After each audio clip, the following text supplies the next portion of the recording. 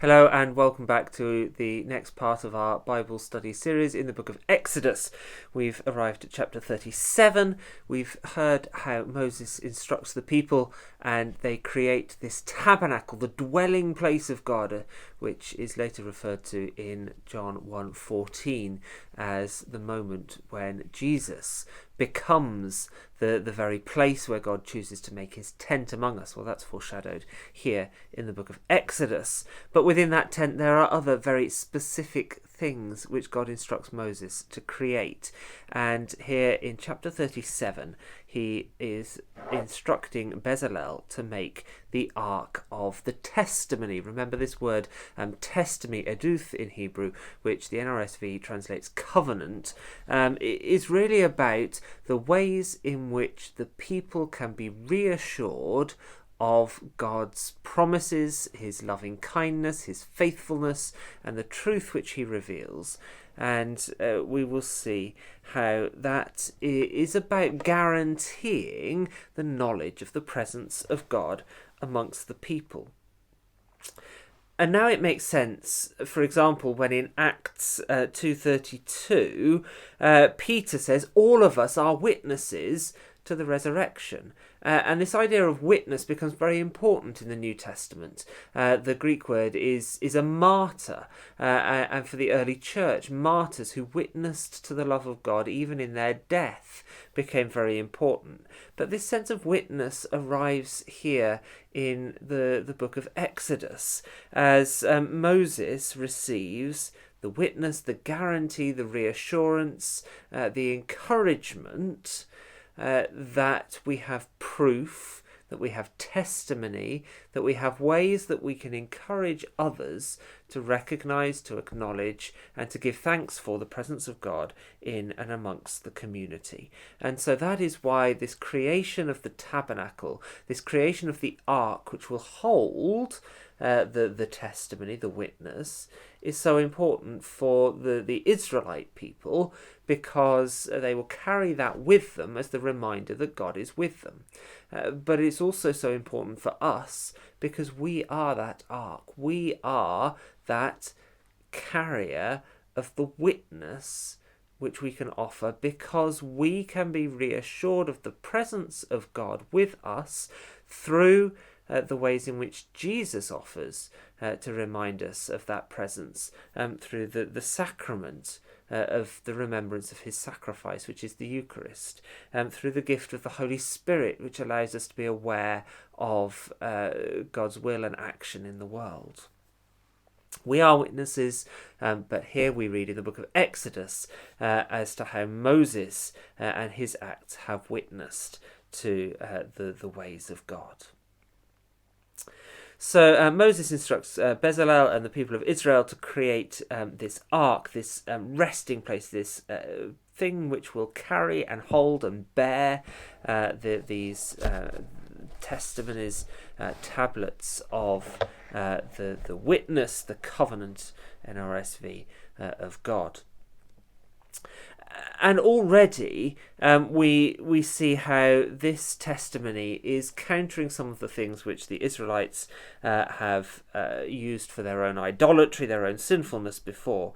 So it is overlaid 37:2 with pure gold inside and out, i.e. gold which has not been used for idolatry as they had used it when they created the golden calf back in chapter 32. Gold which God gave to the people originally for their economic power. And that's why I said in the last reflection that actually we see signs here that the Israelites' economic activity is part of their work and is part of their worship, because the Israelites have chosen to give up that gold instead of using it to barter, to spend, to trade with the people around them. Remember, the Israelites are not going to be creating income for themselves. They're not growing crops. They're not creating industry, because they are nomadic. And that's why God gave them the economic power that they needed originally. But they use some of that to adorn the tabernacle, the Ark of the Covenant. The Ark of the Covenant also contains this slightly enigmatic mercy seat, 37:6.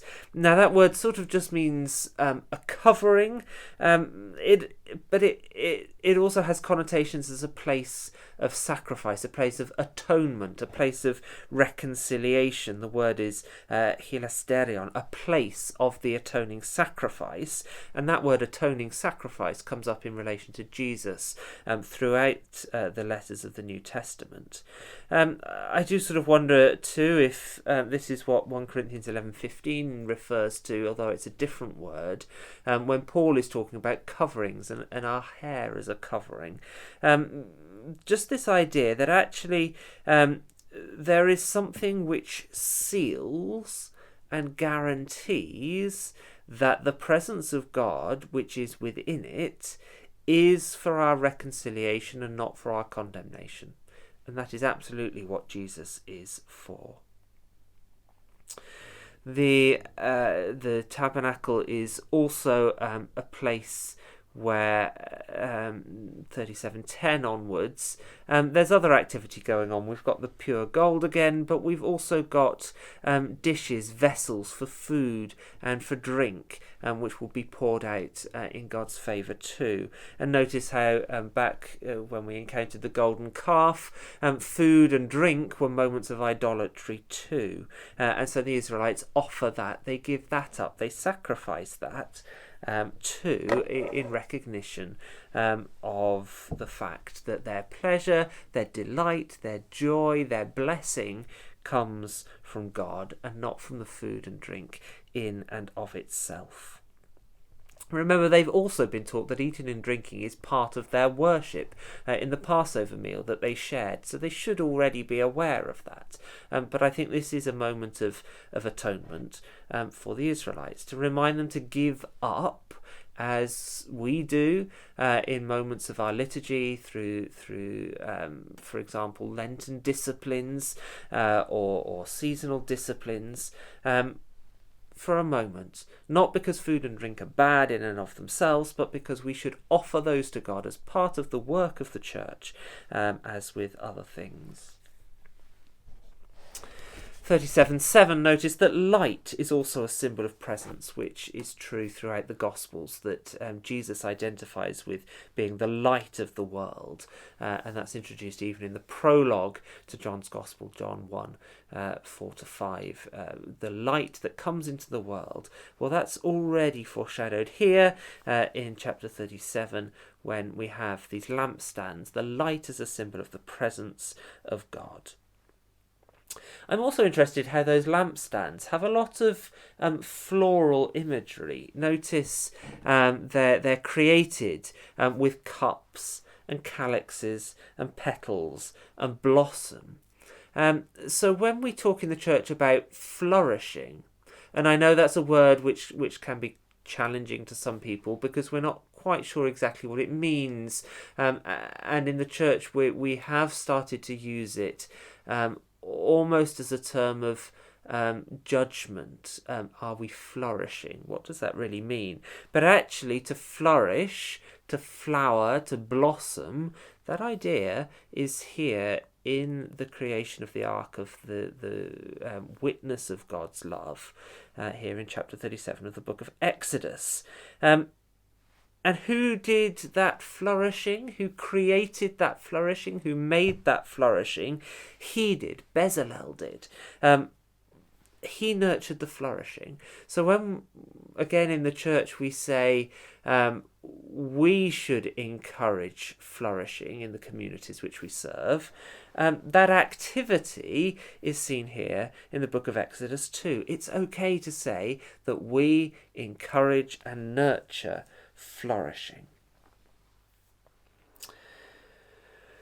We also have Bezalel creating the altar of incense, chapter 37 verse 25 onwards. Incense, holiness, is a mark of that flourishing. It's not just a mark of the presence of God, and sometimes we fall into that trap when we're talking about the use of incense in modern worship. It's not actually just about the presence of God, but it's about something more than that. It's about holiness. It's about being intentional about allowing the light of Christ to shine in our hearts so that we may blossom, so that we may flourish, so that we may allow the craft of the work and worship that we offer to form and inform us. So incense is not just about the presence of God, but about the relationship in which we recognise that our work is worthwhile and fruitful. And that's why we use incense at particular moments within the liturgy, such as the Eucharist, such as to sense the coffin at the moment of commendation, such as to sense the Magnificat during evening prayer. These are moments of creativity, of change and transformation, and of flourishing. Notice too how 37:27, the altar is always designed from its very beginning to be mobile. So Bezalel makes these two golden rings within the moulding, the craftsmanship of the altar, through which the poles, in order to carry it, Bezalel's work has a purpose, are inserted. We did say back when we talked about the golden calf that was a bit of an innovation in ancient Near East religion, because altars tended to be situated in a particular place to mark a revelation or a moment of encounter with God at a particular time in a particular place. And that's even how God's people use altars. For example, in the book of Genesis, famously, Jacob creates one at the point where he had this vision of the ladder ascending into heaven. But the Israelites' altar now will be mobile. The presence of God will be moving with them and accompany them on their journey. And as we recognise that altar now is the altar of our hearts, it's important that we recognise that journeying, that pilgrimage in a spiritual sense, is still part of our experience. That was the altar of incense, chapter 38, verse 1. Now we get an altar of burnt offerings as well, which is also mobile, which will also travel with them. Later in the Old Testament, particularly in the writings of the prophets, for example Isaiah, even in chapter 1, look at verse 13, God will start saying, I will not desire these burnt offerings or the offering of incense. Why? Because if we look at this text in the book of Exodus, the burning of offerings and the offering of incense are supposed to teach the people about justice and mercy. They cannot offer these things, particularly the burnt offerings, without interacting with the people around them. I said the Israelite people are a nomadic people. They're also a people who have given up some of their economic power in offering to God. So they will have to interact with the people around them to set up relationships with the people around them, and particularly with the strangers in their midst, with the wanderers, with those who begin through their social, cultural and economic activity to become part of the Israelite people. And I think that's deliberate in God's part, that they will still offer burnt offerings, but in order to do so they will have to acknowledge the relationships which should be built on justice and mercy, which is all part of God's plan. To say, yes, the Israelite people are chosen, but they are also instructed to build relationships with those around them, so that those around them can also be part of that religious economy which sets up those safeguards, which allows the Israelite people to understand the ways in which God is trying to relate to them and encourage them to relate to one another. There are some other details of the tabernacle which I think are helpful. 38:18. Notice there's a screen which separates the altars where the incense will be offered, the burnt offerings will be offered, from what's outside. Sometimes we focus very much on what's inside the screen, not least because some very important things end up happening inside the screen. Certainly as the temple modelled on this tabernacle is created. So, for example, Zechariah receives his encounter with the angel Gabriel inside the screen, and the knowledge that he will bear with his wife Elizabeth, John the Baptist. But actually, I think here in Exodus, some of the most important things happen outside the screen, and that actually helps the Israelite people to understand that, because outside the screen is where all that justice and mercy transformation happens. Notice also then that the tabernacle has been built according to the commandments of Moses. This is 38:21. And I think that's important because it gives Moses the responsibility, the authority, and to some extent the credit for creating the tabernacle, the ark of the tablets of the witness of God, the altars of burnt offerings and incense, and so on. Remember, Moses is acting upon the commandments which had been given to him by God, but when that happened with the ark of the tablets of the testimony, the first time they tried that and God just gave him the tablets without any freedom, creation, authority from Moses, they were destroyed. The second time, Moses had a stake in the creation of the tablets, and so they were preserved. And I think that's true of the whole religious system here. Moses, and with him the other Israelites, and we too have a stake in the religious system of offering and receiving the blessings of God, which have been created. For us, that has been perfected in Jesus Christ, so that stake is a very real and living one. But that is an important concept, the seeds of which are sown here in the book of Exodus.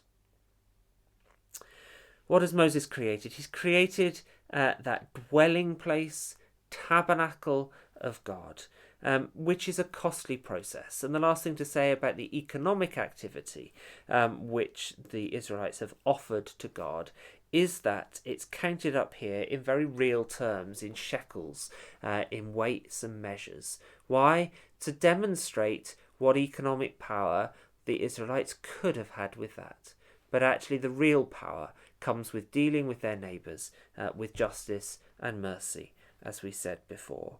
But yet there is a cost to our offering, and we must remember and acknowledge that too. Thank you for being with me for this penultimate part of the book of Exodus. Next time we'll move on to the last two chapters, to the people who will contribute to this religious ecosystem and safeguarding of the power and presence of God in the life of the Israelites, which foreshadows the ways in which God will enable us to be part of that power and presence in Jesus Christ. Thank you.